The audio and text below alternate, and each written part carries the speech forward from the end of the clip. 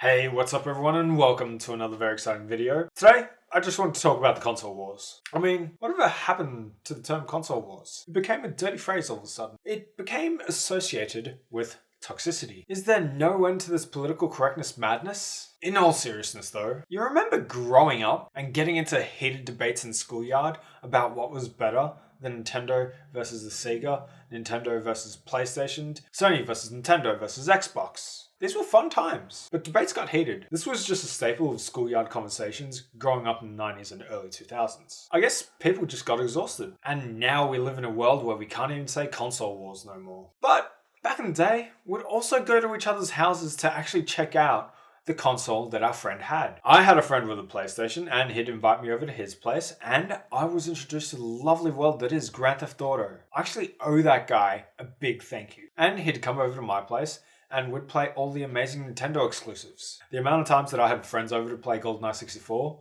those were priceless memories. The only reason you'd go out to bat for your console was because when you were a child or a teenager, you could only have one. And you would go to school prepared to fight to the death for your console. But push come to shove, you're just going to defend whatever you have. So I always had the Nintendo, because I was loyal to the brand. My first console was a Super Nintendo. The first game I ever played was Super Mario on the NES at my neighbor's place. And yeah, I just became loyal to this brand. And I still am a Nintendo fanboy at heart. When I got to the age of 16, I started getting my own money. And it was at about this time where I thought, I can afford a PlayStation 2. So that's when everything began to change for me. I started playing a bunch of these amazing games on the PlayStation 2 and I never looked back. I started playing all these amazing games on the PlayStation 2 that just weren't available on the Nintendo GameCube. When I had friends over, we'd play Super Smash Bros. When I was by myself, I'd be playing everything that came out on the PlayStation 2.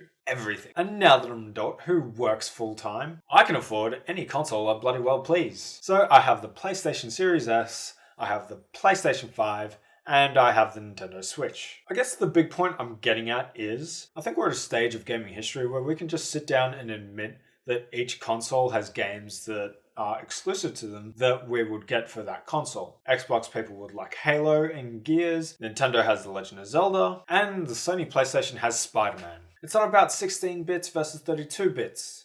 It's not about 64 bits versus something with a CD-ROM drive. It's not about which one can let you play the latest DVDs and the backwards compatibility. Having said that, backwards compatibility is bloody important. And it's not about motion controls. It's not about who has the most teraflops. It's about playing awesome video games. And that's all that matters. And if you like the exclusives that only one of those consoles can belt out, you're going to get that one and you're going to enjoy it just as much as the Nintendo fanboy playing Zelda on his incredibly underpowered console. And now that I'm an adult, I get to enjoy all the games that all the consoles get to offer. Anyways, that's my experience with the console wars. Did you guys get into heated arguments when you were children? Does this still happen to you? Does the internet drive you insane with all the hate going a particular way just because of nonsensical reasons? Let me know in the comments below. Anyways, that's it from me. See ya!